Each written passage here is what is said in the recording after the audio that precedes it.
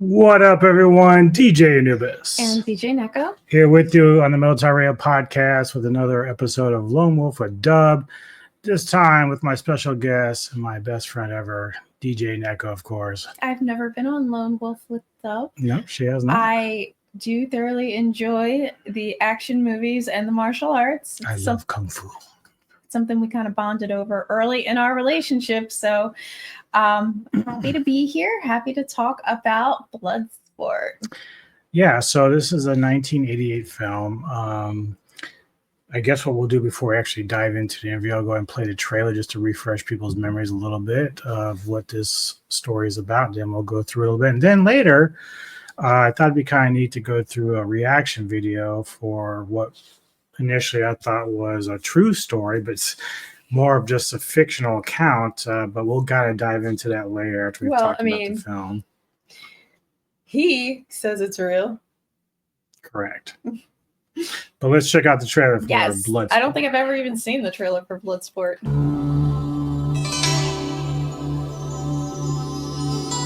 For centuries, the Society of the Black Dragon has sanctioned an ancient rite of combat known as the Kumite, open only to the world's most lethal warriors. It has never been won by a Westerner. You are not Japanese. I can do it. Now, for the first time, the true story of America's super agent, Frank Dukes, can be revealed. Uncle Sam can't afford to let you get hurt. I'm going to Hong Kong. Frank is going to fight in the Kumite, and we're here to stop him. An awesome human weapon. It hurts me just looking at it. Who infiltrates the Chinese underworld. I did not come this far to stop now. Take him. To enter a forbidden competition. Couldn't you just get me in? Strict rules, no press. You telling me you never break rules? Where every fighting style, every worthy opponent, every deadly technique clash in savage combat. Time to separate the men from the boys. And only one will triumph. Now I break you. International martial arts sensation Jean-Claude Van Damme in Bloodsport, the true story of the ultimate champion.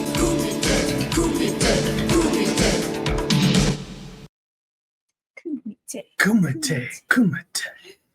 So yeah, Bloodsport stars Jean-Claude Van Damme, Donald Gibb, who plays Ray Jackson, who had a nice career. Most of the stuff that I had seen him in before this was Revenge of the Nerds and Meatballs, a lot of comedies. He always played like the big goof. He still kind of plays a big goof as Ray Jackson in this film. But he did also play or in other movies like U.S. Marshals, and actually had a small role in Conan the Barbarian as one of the guards. So that's kind of cool. And then Leah Ayres, who plays the female lead. The reporter? Yeah, I kept saying to myself, I've seen her before. And then as I looked to her list, she did a lot of like TV stuff, but Neko and I were actually watching at least early part of the film. I've seen this movie called The Burning. And she's the lead in that, so along with who's the guy who played and Jerry Springer, or not Jerry Springer, McGuire? No, the show that you love so much, Seinfeld. Oh, the bigger dude, Costanza. Yes, yes. So he was in that film as well. So they were all young when they did The Burning. Oh yeah, we started watching that. Yeah, so I never got around to finish it. I have seen it before, but it's a really good horror film. But yeah, that's where I've seen her outside of that. But yeah, so Van Damme plays Frank Dukes, who is, put up your dukes. It's like a little thing they say in the film. But he's trained as a ninjutsu under Sensei Senzo Tanaka, which initially as a young boy, he was trying to steal a katana from Tanaka. And the son at the time, interrupted the thievery. But because of his tenacious bravery, the Sensei took him under his wing to train him. I thought he was trying to return it. Like he was with people and then he was trying to bring it back and then they got caught. And so the Sensei took him under his wing to help train his son, who was supposed to go to the Kumite but ended up dying far too young. And so that was like a big let down for the sensei because that was his only son. But at that point, Dukes is like, I mean, you've been like a father to me, train me for the kumite. And so that's what ends up happening because Tanaka's like kind of like his last days, basically. So his dying wish is to have the kumite 1 for his name and his What was his clan dojo. called? The Shin. Hold on, I'm trying to remember. Shingo. No, that's his son.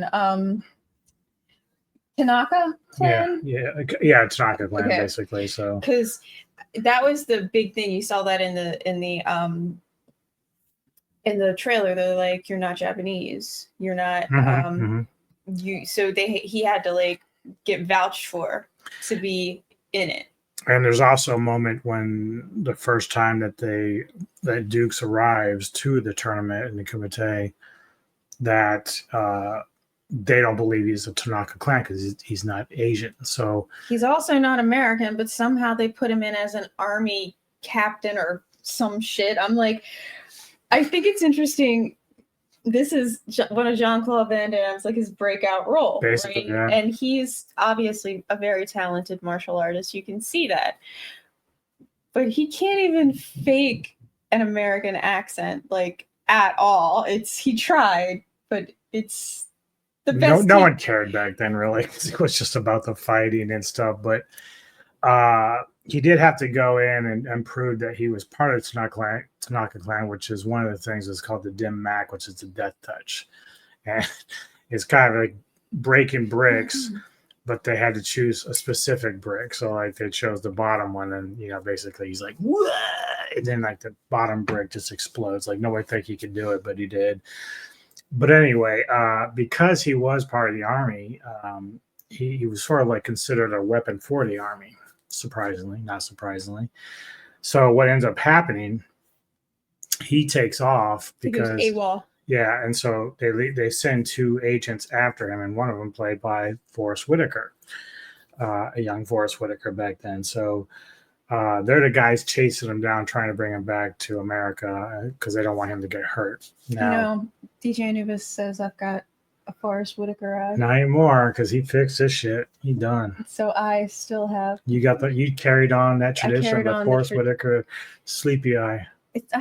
I just have a squinty eye. It's not so bad when she's sober. It's when she's drinking it really kicks in. Like which one is it? I can't remember. To your left. Is this one? Yeah. But anyway, so once he arrives in Hong Kong for the tournament, obviously you've got these gathering of tournament fighters. And so one of the fighters, which is like Arab, I think, or at least of Arab descent, he's trying to hit on this reporter played by Leah Ayres. Her name is Janice. And so Duke sees what's going on, comes on over, and he's like, look, I'll flip a coin. And if you can get it out of my hand, I'll let you take the girl. And she's kind of like, what? So she's trying to get in. She's using that like she's trying. Well, initially, but this scenario where the guy's hitting on her, she really doesn't like him. He's being pretty crude. But she doesn't like the fact that they're basically using a coin to decide who gets to take her home or deal with her. So she doesn't trust Dukes to get it done, but he does. The guy can't swipe the coin out of his hand. It's man talk. Man talk, baby. Stop that ass. And so, anyway, they end up talking a little bit, but this is also where Dukes meets Ray Jackson, a big American white dude. Just like a brute. He's the one with the Harley Davidson headband. Which comes into play later. We got a lot of things going on. We got the agents trying to get him. He has to kind of dodge them occasionally to avoid being caught. But, eventually he convinces them towards the end, like, look, I'm going to fight. You can't stop me.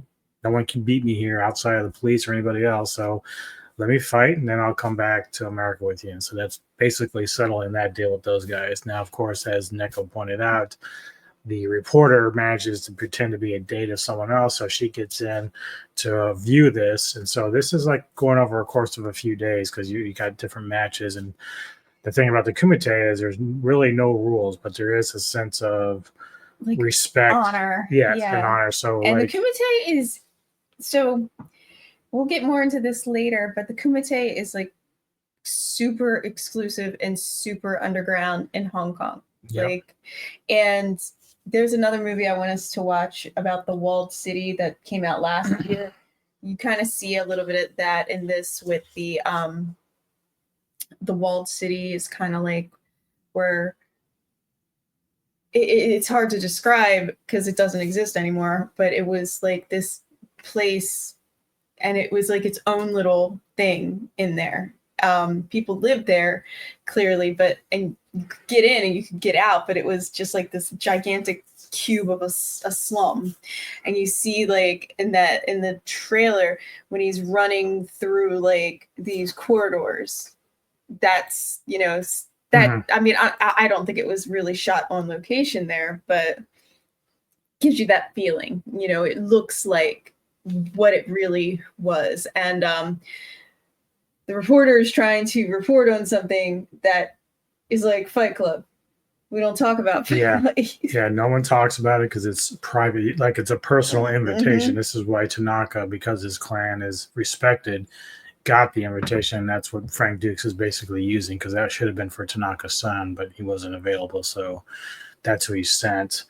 But like I said, you know, I'm going to show the clips here of some of the fighting, but there's different styles to the type of fighting that's going on in the tournament. And so you've got like one guy who does like the monkey climbing around, and you got like the sumo looking dude.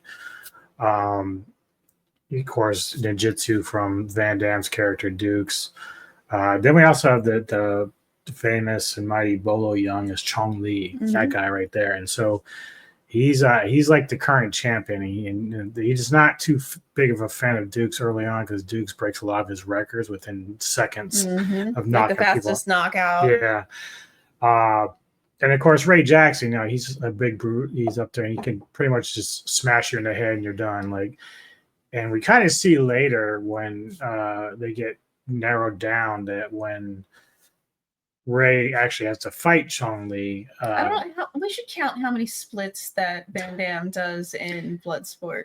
Well, you know what's funny is like I still think, and I have to verify it, but I'm pretty certain that his split that he does a lot. I think even in this is where he actually uses a split and crunches his dude in the nuts. I think that was used for Johnny Cage in Mortal Kombat. I'm pretty sure. But it's just funny because I don't know if they ever approached John to do the first Mortal Kombat film, which they probably could have, but didn't, I guess. But either way, eventually Ray ends up having to fight Chong Li. And because Chong Li knows that Ray and Dukes are pretty close, it's, you know, Chong Li's not afraid to kill. He's already did it once in the tournament where he actually, and it's frowned upon by the... It's frowned upon, but it happens kind of thing. And you go in knowing that you're fighting the best of the best, invitation only. Yeah, so it's like, it's not like you're going to get banned or disqualified, but it's frowned upon to basically kill your opponent. And of course, you're seeing a little bit of the final fight between these two here with this clip, but what kind of leads up to all this is Ray is actually getting the advantage on Chong Li, but then starts celebrating a little too early, and then Chong Li ends up hurting him beating really the shit out of him, taking that headband that Neko talked about and putting it around his leg, sort of taunting Dukes at this point. Obviously, during this fight, Chong Li kind of worried about losing to Dukes, you know, cheats a little bit with some salt that he throws in his face. Yeah, he hid a salt capsule in his belt and breaks it on his face and blinds him. But part of Dukes's training montage that you see earlier, he does the whole like blind training. So he channels his sensei's early trainings and like this is a 9-minute fight. Like I don't think we get 9-minute like serious martial arts fights like this. And clearly it's a fighting movie, but it's so well choreographed and it looks so real. It's a really fun movie. It doesn't run, it's only 92 minutes, so it doesn't run forever. Kind of gets into it right away. A lot of the action films back then did this. It had a simple premise. Yeah. Defend your honor, etc. Yeah. So end up, Dukes does end up winning the tournament. And like you said, he broke a lot of records. He got that katana that's the prize that you would take home to your sensei, which he does. But obviously this, like Neko said, this is like Van Damme's breakout film, basically, when he started doing Kickboxer and then Lionheart and so on following this. So this was the movie of movies, and this usually is the one that people go to when they think of Van Damme right off the bat. I think for me, it might be Kickboxer. You mentioned that before. You like that one. I like that one. Lionheart, isn't it his daughter? No, Lionheart's the one where he's basically running from the Legion, and his brother was killed, so he had to try to help the wife and her daughter. Oh, it's his brother's daughter. Okay. Yeah, okay. So that's basically what he's trying to do, and he's fighting to get the money through like street fights, Fight Club, sort of. So yeah. So can you imagine Fight Club with Jean-Claude Van Damme being? I would not want to be on the other side of that. I mean, first rule of Van Damme Club. So closing this review out, because we are going to talk about some other things here. Some history about the origins of this movie. So what would you rate Bloodsport today? Out of a 10? Mm-hmm. It's easy watch. I'm not saying it's like, an Oscar winner, but it's... Doesn't have to be an Oscar winner. No, but it's something I would rewatch, but it's not... I do have to kind of be in the mood for it because I like Kickboxer more. So this is probably like a 7.5. Oh, okay. Yeah, this is still a 10 out of 10 film. I don't think it's fair that I should be comparing his movies, but that's what I do. Well, what would you even rate? Because I don't know if I'll have you on if I ever do Kickboxer, but like, what would you rate Kickboxer? Kickboxer is like a 9 for me. So it's still not quite a 10, but I'm just trying to gauge where you are with your. No, because when I hit a 10, it's something you have to rewatch a lot. Rewatchability. Also, I'll give you a good example of a 10 for me would be Silver Linings Playbook. That will never show up here. Cool Hand Luke is also a 10 out of 10 for me. Trying to think, like, obviously it's not right for me to give Barbie a 10 out of 10, but I do because I'm a Barbie girl. Like, Barbie is life, but that would not be a 10 out of 10 for most people.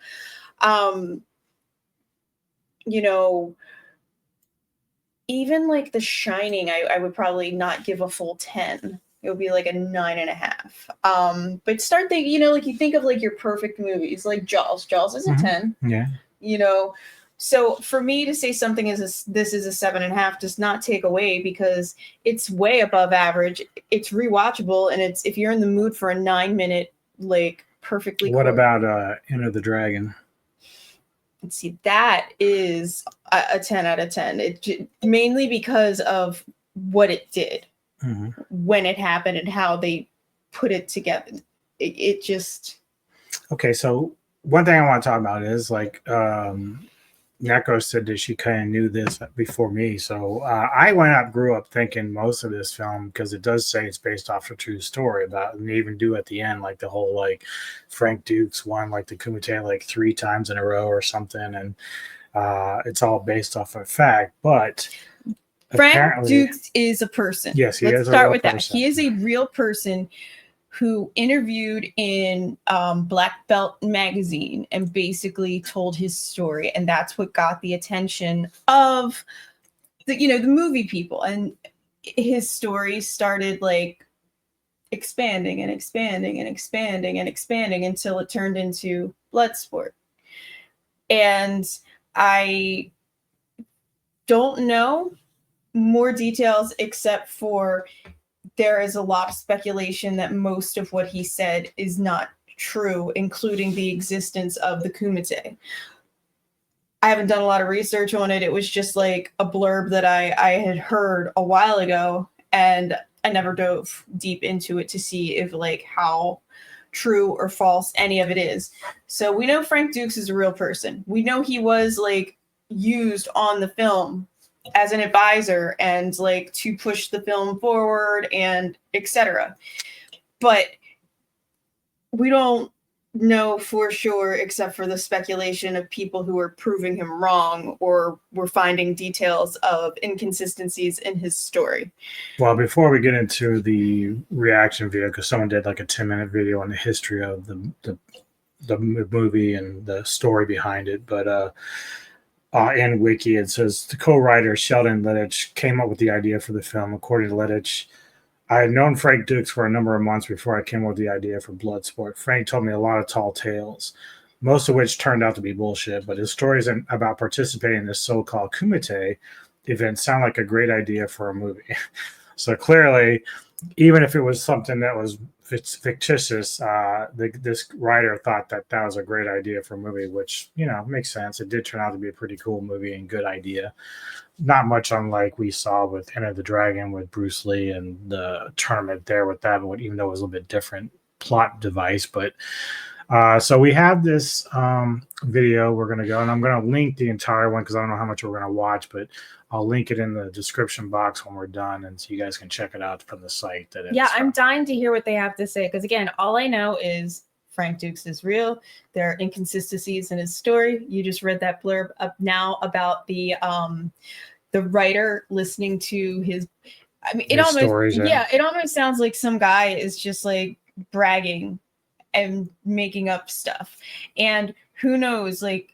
Did Frank Dukes even really go AWOL? Did he go AWOL and it just turned out he was who the fuck knows where he was, but then he like fabricated this story to keep himself out of trouble? Like, I mean, there is more here. It says there was one guy who he introduced me to named Richard Bender, who claimed to have actually been at the Kumite event, who swore everything Frank told me was true. A few years later, this guy had a falling out with Frank and confessed to me that everything he told me about the Kumite was a lie. So let's see what this video has to say.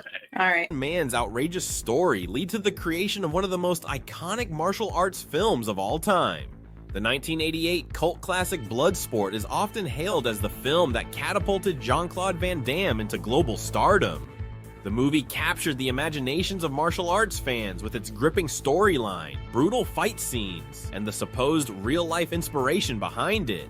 But beneath the punches, kicks, and splits lies a tangled tale of controversy, centering on one man's claims of competing in a secret, deadly tournament. This is the origin story of Bloodsport.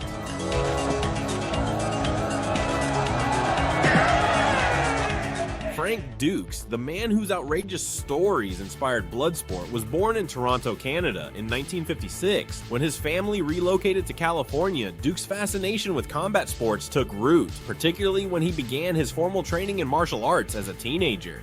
Dukes claims that his martial arts journey was far from typical. According to him, his true introduction to martial arts mastery began when he was taken under the wing of Senzo Tanaka, a mysterious Japanese sensei. Tanaka, Dukes explained, was not just any martial arts instructor. He was said to be a descendant of a long line of ninja warriors, entrusted with passing down ancient and deadly knowledge through generations of carefully selected students. According to Dukes, Tanaka... Have we ever, figured out the existence of Tanaka himself?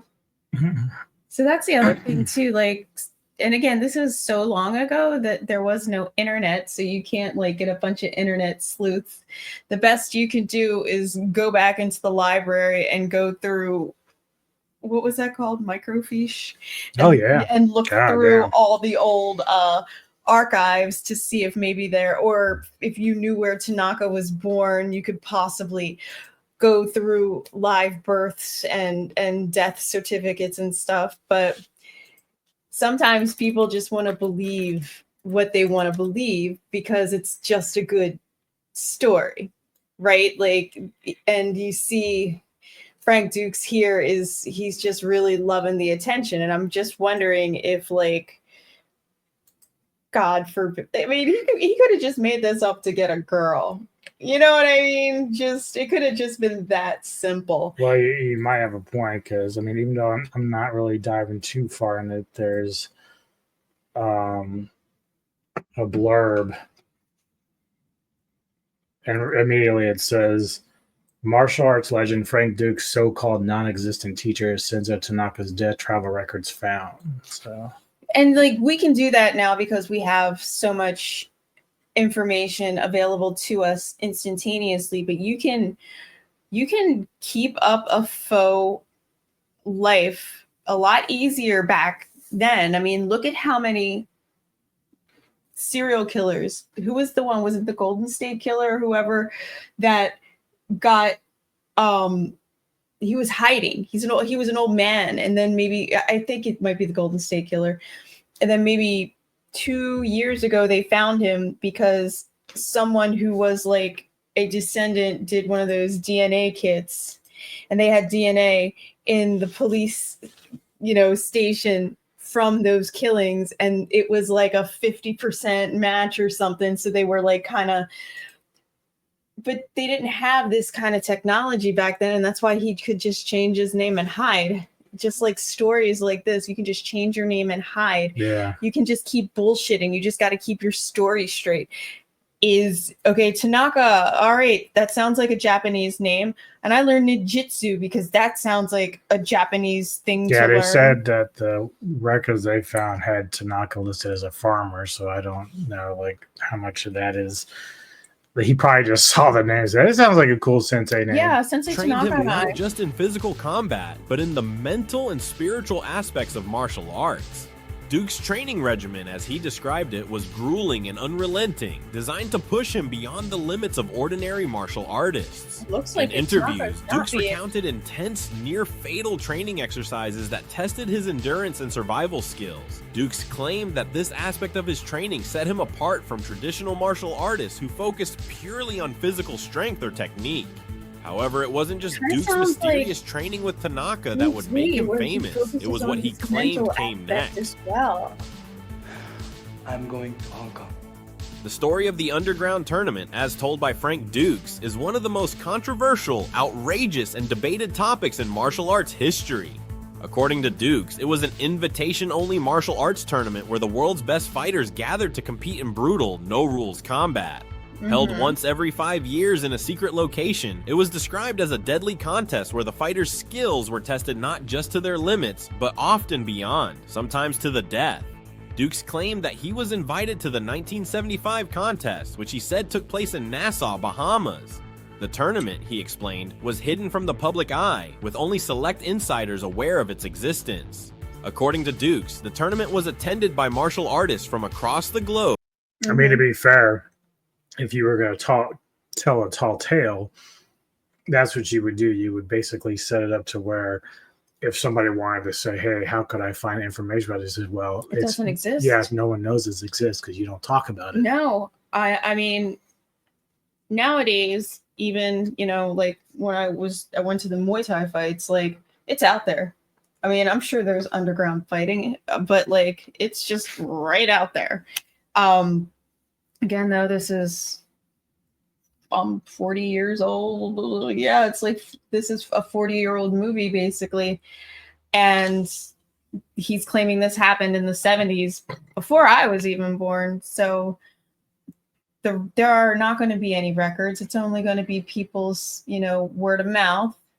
They're not, yeah, because in the age of the internet, had he tried to pull this stunt, people would be automatically going on the air and saying, well, no proof, no reality. Like they'll just call him out right away and say, yeah, we don't believe you, buddy. You have to have proof of this for us to even believe this story. And, people, again, even in this day and age and in recent years, people go off and they pretend they're somebody who they're not until they get caught. And that's usually when they get a little bit too big for their britches, like Rachel Dolezal. Like, she went along pretending to be black. She rode that ladder. And stuck with it. And then I guess now her, I think her biological family came out and they're just, white people. And whoever she was calling her father was not her father. But she's changed her name to be more, I don't know, like it sounds like a Jamaican name or something. I can't remember what she changed it to. And then she is a transracial is what she's saying. So she had one story. She, just wants to morph it into something else. Well, it's really funny because it's not like she did anything bad. She was actually she was working for the NAACP. She was not doing anything bad, but like when you blow up the way she kind of did, that's when like your past will come out of the woodwork. Like each representing different fighting styles and disciplines. It was here, Duke said, that he fought and won, becoming the first Westerner to win the tournament. His alleged accomplishments were nothing short of extraordinary. Duke's claimed to have set several world records during the tournament, including the fastest knockout in history, 3.2 seconds, the most consecutive knockouts in a single tournament, 56, the fastest kick, 72 miles per hour. These records, if true, would have made Dukes one of the most accomplished martial artists in history.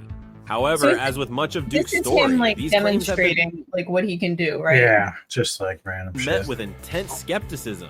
Despite the lack of verifiable evidence supporting the existence of this tournament, Dukes maintained that the tournament was real. He argued that the secretive nature of the tournament was what made it difficult for outsiders to find records or confirm its existence. According to Dukes, the tournament was intentionally kept off the radar, with its organizers and participants sworn to secrecy to protect the integrity of the event. This element of secrecy only added to the mystique surrounding Duke's story. To his followers and fans, the idea of a hidden underground martial arts tournament was thrilling. Dukes returned to the United States, where he set about creating his own martial art, Dukes Ryu Ninjitsu. According to Dukes, his new martial art was an evolution of traditional ninjutsu, adapted for the modern world. Dukes Ryu focused on practical combat skills, emphasizing efficiency and real-world application over the more ceremonial or aesthetic aspects of traditional martial arts. As Frank Duke's story circulated in martial arts circles, it eventually caught the attention of Hollywood. By the mid-1980s, martial arts films had developed a loyal following, with movies like Bruce Lee's Enter the Dragon and Chuck Norris's Good Guys Wear Black cementing the genre's place in popular culture. Canon Films, like a production company using so much of Bruce Lee. Oh yeah, well, around the same time that Enter the Dragon was And he's like, oh yeah, this Enter the Dragon, when did Enter the Dragon, when was that released? 74, 75. Yeah, and then he's like, well, back in 75, I was in the Kumite. Yeah. It's like... Probably someone's like struck up a discussion about Bruce Lee. He's probably like, well, you realize stuff like that exists. Real. I was in the Kumite. I was in the Kumite. Yeah, that kind of stuff is kind of real, man. It's like, oh, really? Wow. Company known for its low-budget action films was looking for its next big hit. The studio had already found success with movies like American Ninja and The Delta Force, but they wanted to take their martial arts films to the next level. When producers Mark DeSalle and Sheldon Lettich came across Duke's story, they saw the potential for a blockbuster. Lettich, who would go on to write the screenplay for Bloodsport, later admitted that he had his doubts about the truth of Duke's story. However, the concept of a secret underground tournament where the world's best fighters competed was too good to pass up. It had all the elements of a classic martial arts film: high stakes, brutal combat, and an underdog hero rising to the top. Initially, Canon Films didn't have high expectations for Bloodsport and were planning on offering the lead role to Michael Dudikoff, who they considered a star, to make the movie more marketable.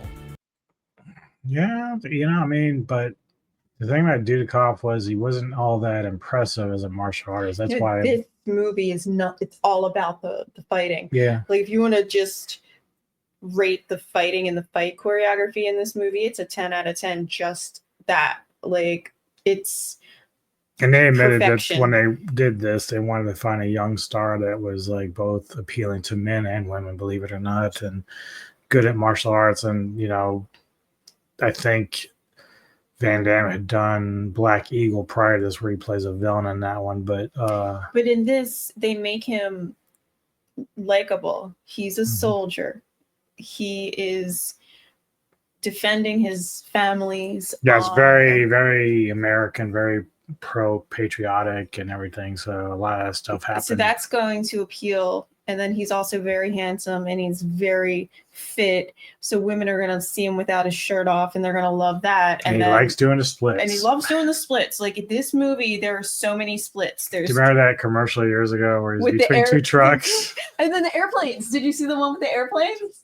I mean, he can still do the splits. I think he is not the best actor, but he's an amazing fighter, but he's got the right charisma that it kind of makes up for him being kind of just okay. And then he's got his own like vocal style and acting style that as he progresses, it kind of has like his own essence. He brings the budget his for the film essence. was a modest $1.5 million.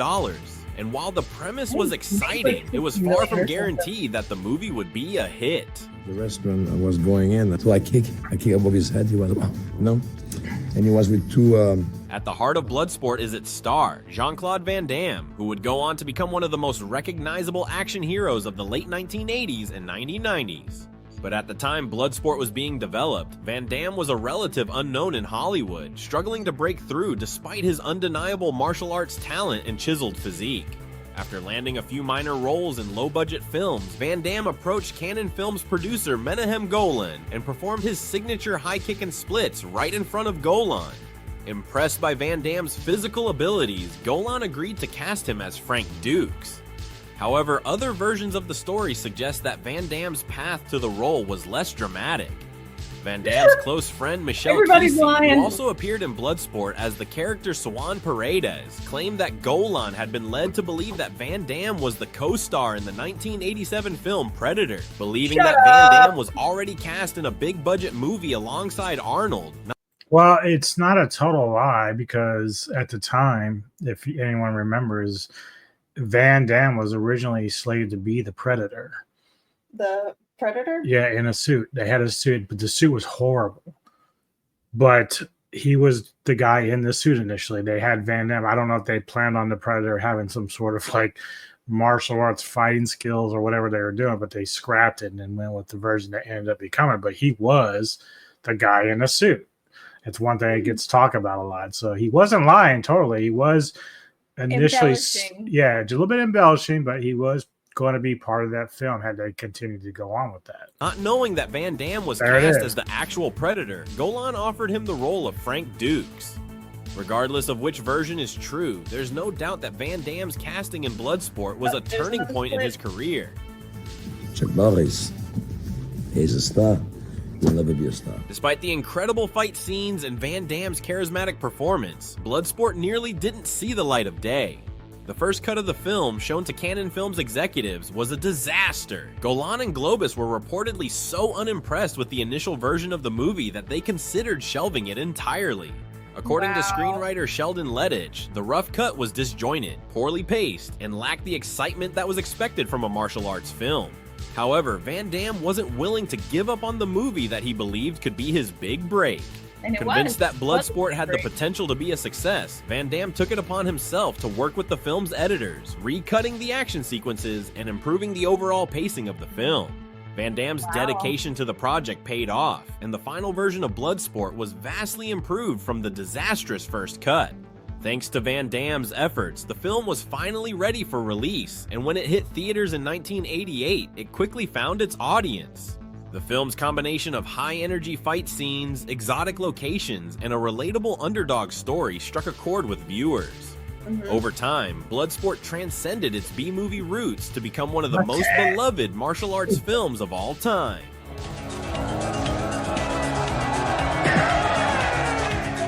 The huge popularity of Bloodsport brought a lot of eyes to Frank Dukes' story. As early as the 1980s, questions began to emerge about the veracity of his claims. The first major investigation into Dukes' story came from Soldier of Fortune magazine, a publication known for its focus on military and combat issues. Journalists from the magazine conducted a deep dive into Dukes' military record, which they found did not align with the claims he had made about his time in the Marines. According to Dukes, his martial arts skills were honed during covert missions as a Marine, where he had engaged in dangerous operations behind enemy lines and was given the Medal of Honor. He claimed that his experiences in combat had shaped said his he had the Medal understanding of of martial Honor. arts and That's had prepared something you him for the could life or death easily look nature up. of the tournament. However, military records told a different story. Dukes had indeed served in the Marines, but his service record showed that he had never seen combat and that he had been discharged under less than honorable circumstances. This revelation cast doubt on the rest of Duke's narrative. These questions pause led to real fast. That kind of goes with what I'm saying. He was discharged dishonorably, and in the movie he goes AWOL and says, I'm leaving, and he just leaves. Maybe he really did go AWOL, and that's why he was discharged dishonorably.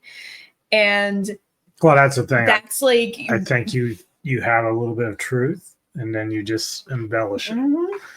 That's why I think when Lettich talks about how he was talking with Dukes, he's like, Dukes would tell him tall tales. So I guess Lettich kind of picked up on stuff pretty fast, but he still liked that story. He still liked that fantasy of like, oh, this guy was in this Kumite. This is kind of cool.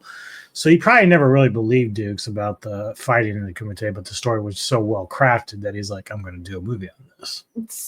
further investigations, Exactly. most notably by the Los Angeles Times. In their investigation, reporters were unable to find any independent verification. There were no records of the tournament, no photos or videos, and no other fighters who could corroborate Duke's story. Despite the mounting skepticism, Dukes continued to stand by his story. He argued that the lack of evidence was a testament to the secretive nature of the tournament and that his critics simply didn't understand the world of underground martial arts. To this day, Dukes maintains that the tournament was real and that he was its champion. Well, he obviously got paid something for it because it's his story, apparently. But more than 3 decades after its release, Bloodsport continues to captivate audiences around the world. While its low-budget origins and B-movie status might have limited its initial success, the film has since earned its place as one of the most beloved and influential martial arts films of all time. Whether viewers believe Frank Duke's version of events or not, there's no denying the lasting impact of Bloodsport. It's a film that has inspired generations of martial artists, fighters, and fans, and its influence can still be felt in the worlds of MMA, video games, and martial arts cinema today. Yeah, so that's pretty much over. So yeah, clearly there's just too many questions to verify, but I just remembered so much throughout the years where not only the movie, but whenever they came up for discussion, and sometimes I kind of feel dumb because people would talk to me about this back in the past and be like, yeah, but that stuff never happened. I said, no, dude, it did. Go look it up. It happened. Frank Dukes was He's real. Yeah. He's a real guy. Yeah. So like now I'm like, God damn, you're an idiot. Should have researched it better. Again, things were easy to hide and cover up back then. How many times do we see? I mean, people are doing it now. Like, oh God, I can't think of the name of the chick who faked a socialite life so that she could mingle with like rich people in New York. They made a whole movie about it. It's escaping me now, but it just shows when you're handsome and charismatic and you tell a good story. And that's like that chick where it's driving me crazy. I can't think of her name. Same thing, good looking, charismatic, blending in with, high society. Changed her name to sound even more, but minus 40 years when you don't have the internet at your fingertips like DJ Anubis does right now to look up things and question things. I go on what I like to call my nerd holes, and I will look up something and then I just get deep. I keep going further down the spiral, reading things, plugging in information, and it turns like into insanity sometimes. This is the 80s. You just have his word versus one other person, and then he has like one collaborator and somebody else who can like vouch for him. He's saying it's secretive. There's no way in the world that you're never going to find this because the location changes and there is, if this is back in the 70s and we're talking about like, where did he say the first Kumite or the Kumite? Nassau, Bahamas or something? Yeah, in Nassau. Like the Bahamas is still, if you're not in a touristy area, like, so imagine the Bahamas. That'd be like saying, like, yeah, we're going to Cancun, but we're going outside of Cancun. Well, and this is like where it's dangerous for tourists, so they can't be. If this is back in the 70s, they're not going to have computer records. They're not going to have ticket sales. Well, it makes sense. I mean, look, if you have a secret society of stuff, it's not going to be well publicized. But again, at the same time, you're right. You wouldn't make a movie about this because they wouldn't want you to make a movie about this. Because you might die if it's a secret society. But anyway, the movie still is one of the greatest out there in terms of martial arts fun. I agree. It that cost them fight about $1 to $2.3 million to make, but they made $50 million, so they really made their money back on it at the time. So it paid off. But anyway, stuff coming up on the Middletown Radio podcast tomorrow. I'll be getting together with Anthony Jordan from Anthony Jordan's Movies and Gaming for my Kaiju Spotlight series to do Batra. Ooh, Batra.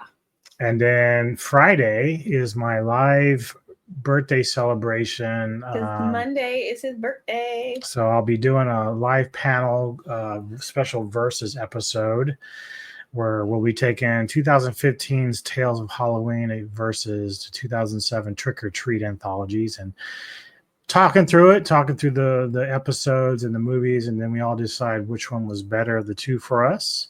I'm wondering, are we going to vote on the episodes, or are we going to vote as the movie as a package? Yeah, total package. Staying the same way as we did with samurai stuff. Then Saturday, I'll be on Century's podcast for the Godzilla versus Gigan review. Okay. And then Sunday, my Cinematic Synergy podcast returns as Kevin Lambert and I and Anthony Jordan will join us for Highlander. There can be only one? There can only be one. And then as far as future stuff coming up, I got my next Ghouls pick, which will be The Exorcism of Emily Rose. Then I'm starting a new podcast series called The Vintage Cult Cinema. And my first guest is Gojira851, and we're going to be doing Killing Zoe as my first pick with that. So very nice. That's what's coming up. And again, Neko, thank you for joining me. Thank you for having me. I'm very happy that I got to be on the martial arts magic Lone Wolf with Dub. Am I the with Dub? No. And you're Lone Wolf?